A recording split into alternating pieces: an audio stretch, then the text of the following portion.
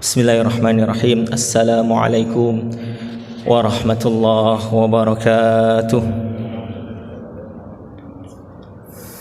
Alhamdulillahi wa kafa, wassalatu wassalamu ala nabiyyina Muhammadinil Mustafa wa ala alihi wa ashabihi wa ahli sidiki wal wafa. Amma ba'd. Qala Allah Ta'ala fi kitabihil karim, A'udzu billahi minasy syaithanir rajim. Bismillahirrahmanirrahim. Wal asri innal insana lafi khusr illal ladzina amanu wa 'amilus shalihat wa tawasaw bil haqq wa tawasaw bis sabr. Jamaah salat subuh rahimani wa rahimakumullah. Bersyukur kepada Allah Subhanahu wa taala merupakan perkara yang senantiasa harus kita lakukan dalam kehidupan ini, karena tanpa nikmat dari Allah Subhanahu wa taala tentu kita tidak akan mampu duduk di sini, dan tanpa karunia dari Allah Subhanahu wa taala kita tidak akan merasakan dinginnya subuh ini, bisa bangun kembali. Maka ketika kita bangun tidur, yang kita ucapkan adalah alhamdulillahilladzi ahyana ba'dama amatana wa ilaihin nusyur. Bentuk syukur kita kepada Allah Subhanahu wa taala yang telah membangunkan kita dari tidurnya kita semalam, menghidupkan kita kembali dari matinya kita dalam kondisi tidur. Salawat dan salam semoga senantiasa tercurah kepada suri tauladan kita, Nabi Agung Nabi Muhammad sallallahu alaihi wasallam, kepada keluarga beliau, para sahabat dan pengikut beliau yang setia hingga akhir zaman. Semoga kita istiqamah dalam menjalankan ajaran dan sunnah beliau hingga akhir hayat kita. Hadirin yang berbahagia rahimakumullah, sebagaimana biasanya di Rabu subuh ini kami akan menyampaikan tanya jawab agama, fatwa tarjih dari tim Majelis Tarjih dan Tajdid pimpinan Pusat Muhammadiyah.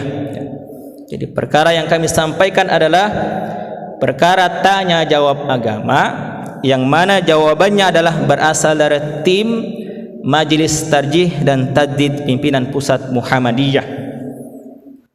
Pada kesempatan ini kami akan menyampaikan perkara berkaitan dengan mengqadha salat.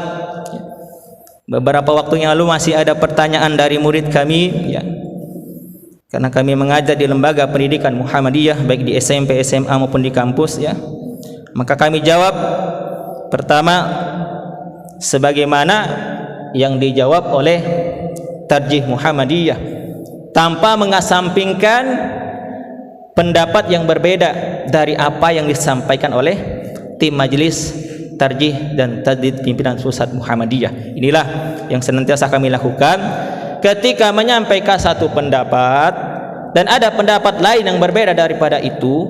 Tentu kita harus menyampaikan kedua-duanya, agar ketika nanti orang mendapati perbedaan tidak langsung menyalahkan dan menjustifikasi dengan vonis-vonis yang lain, sehingga mengetahui saya serahkan kepada mereka, berpegang kepada yang mana itu dikembalikan kepada pribadi masing-masing. Hadirin yang berbahagia rahimakumullah, pertanyaannya adalah manakah pernyataan yang benar dari dua pernyataan ini? Mengqadha puasa itu boleh, sedangkan mengqadha salat itu tidak boleh. Mengqadha salat itu boleh dengan alasan banyak kesibukan.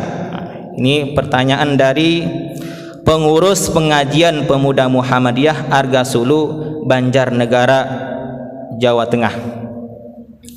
Hadirin yang berbahagia rahimani wa rahimakumullah, sebelum kami menyampaikan jawaban dari tim Majelis Tarjih dan Tajdid pimpinan Pusat Muhammadiyah, pertama, bagi yang tertidur dan lupa melaksanakan sholat, maka ini ada dasarnya bahwa dia mengerjakan sholat ketika dia bangun dan ketika dia ingat. Ini tidak ada perselisihan di kalangan ulama. Sepakat ketika seseorang tertidur kemudian dia bangun, lalu ketika bangun itulah dia akan melaksanakan atau wajib melaksanakan salat. Dan ketika dia lupa, maka ketika ingatlah dia melaksanakan salat. Ini sepakat para ulama. Kemudian yang kedua adalah bagi wanita yang haid, nifas, ya, kemudian orang yang baru masuk Islam, ini juga ulama sepakat tidak ada kewajiban mengqadha salat baginya. Jadi ketika wanita haid, nifas, dan juga orang yang baru masuk Islam, ya tidak ada kewajiban untuknya mengqadha salat. Yang jadi perselisihan di kalangan para ulama adalah ketika seseorang meninggalkan salat dengan sengaja. Ini setidaknya ada dua golongan, dua pendapat. Pertama, golongan ataupun pendapat yang mewajibkan mengqadha salatnya, dan yang kedua adalah golongan atau pendapat yang mengatakan tidak wajib mengqadha salat. Ada juga pertanyaan dari murid kami itu, bagaimana Pak kalau saya meninggalkan salat sekian tahun, baru salat ketika sudah pensiun, baru salat ketika umur sekian puluh tahun, dulu ketika belum salat tidak ingat salat apa saja yang ditinggalkan, kadang salat subuh ya, kadang salat maghrib ya, kadang ditinggalkan, jadi nggak tahu Pak yang mana yang ditinggalkan ini, yang diqadha yang mana. Ini juga menjadi sebuah persoalan. Maka kita lihat jawaban dari tim Majelis Tarjih dan Tajdid Pimpinan Pusat Muhammadiyah. Pernyataan yang benar ialah mengqadha puasa itu ada dasarnya, sedangkan mengqadha salat fardu karena kesibukan tidak ada dasar yang kuat. Kalau orang tidak dapat melakukan salat pada waktunya karena halangan syar'i, tertidur atau lupa, maka tuntunannya adalah mengerjakan salat itu pada waktu ia telah bangun tidur, atau seperti dinyatakan oleh hadis riwayat Abu Qatadah, zakaru lin nabiy sallallahu alaihi wasallam naumakum anis salati faqal innahu laisa fin naumi tafritun innamat tafritu fil yaqadati fa idza nasiya ahadukum salatan aw nama anha fayusalliha idza dzakaraha. Rawahu Nasa'i wa Tirmizi. Para sahabat memberitahukan kepada Nabi sallallahu alaihi wasallam tentang tidur mereka, melalaikan dari melakukan salat pada waktunya. Maka Nabi bersabda, sesungguhnya tidak ada masalah lalai kalau sedang tidur.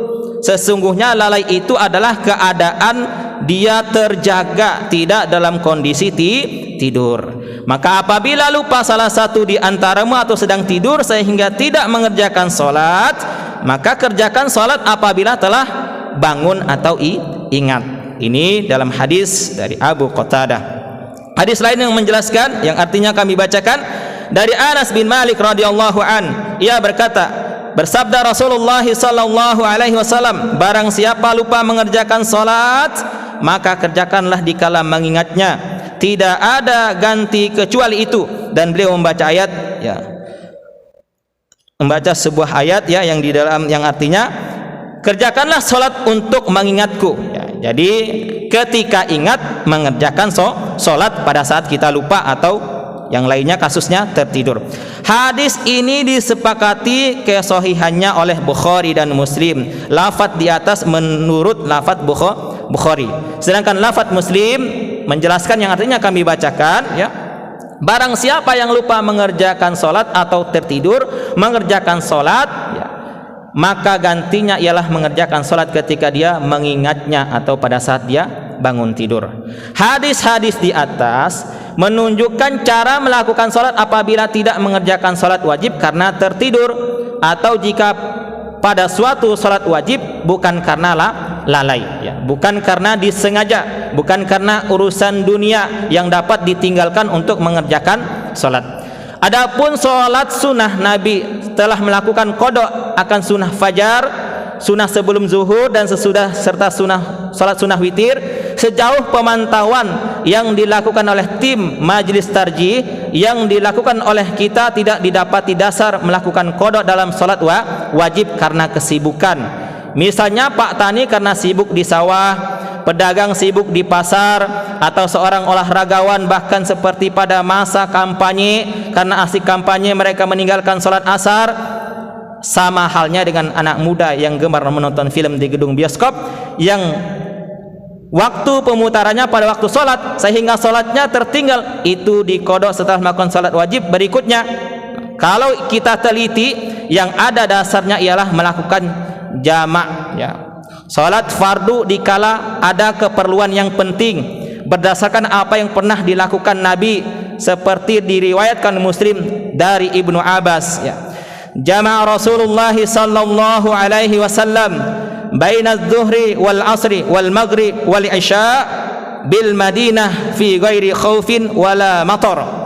Rasulullah sallallahu alaihi wasallam ya, melakukan salat jamak antara salat zuhur dan salat asar, antara salat maghrib dan salat isya di Madinah dalam kota, tidak dalam keadaan khauf ketakutan dan tidak dalam keadaan hujan. Artinya dalam kondisi tertentu ketika ada keperluan mendadak, hal yang sangat uzur, maka di sana ada ketentuan yang berlaku, kita boleh menjamak salat tersebut ya, bukan mengqadanya.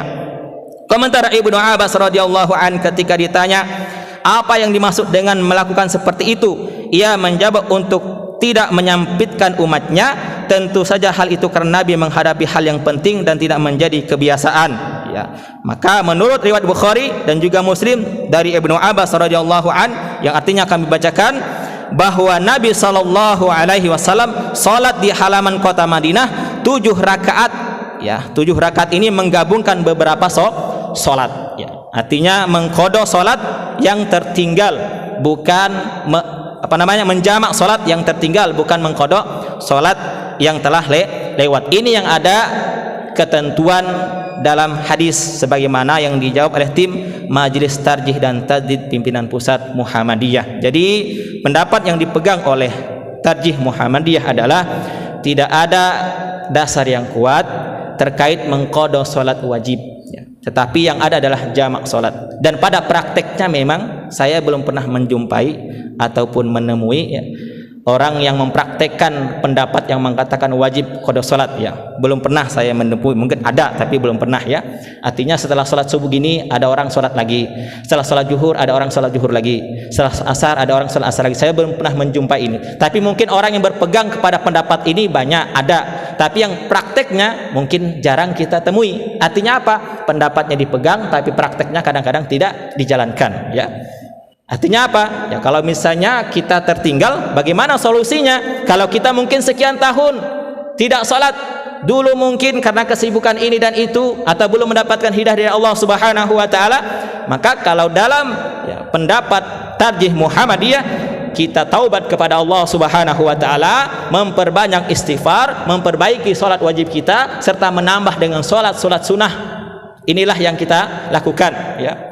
Tetapi kalau berpegang pada pendapat yang pertama, pendapat yang satunya mengatakan wajib mengqada salat, ya dipersilahkan untuk mengqada salatnya. Silahkan dihitung sekian tahun berapa kali ya, sehari mungkin 2 kali salat zuhurnya, 2 kali salat asarnya, 2 kali salat maghribnya, dan seterusnya. Inilah ya ketentuan-ketentuan yang wajib ya kita perhatikan, dan ini menjadi pertanyaan juga bagi siswa-siswa kami ya.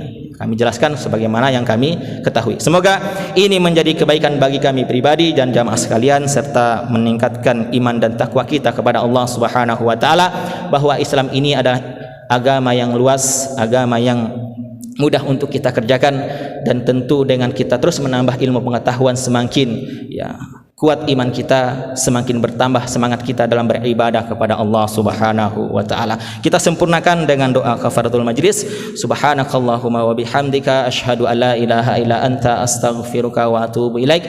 Akhiru da'wana alhamdulillahi rabbil alamin wallahu a'lam bissawab. Fastabiqul khairat. Assalamualaikum warahmatullahi wabarakatuh.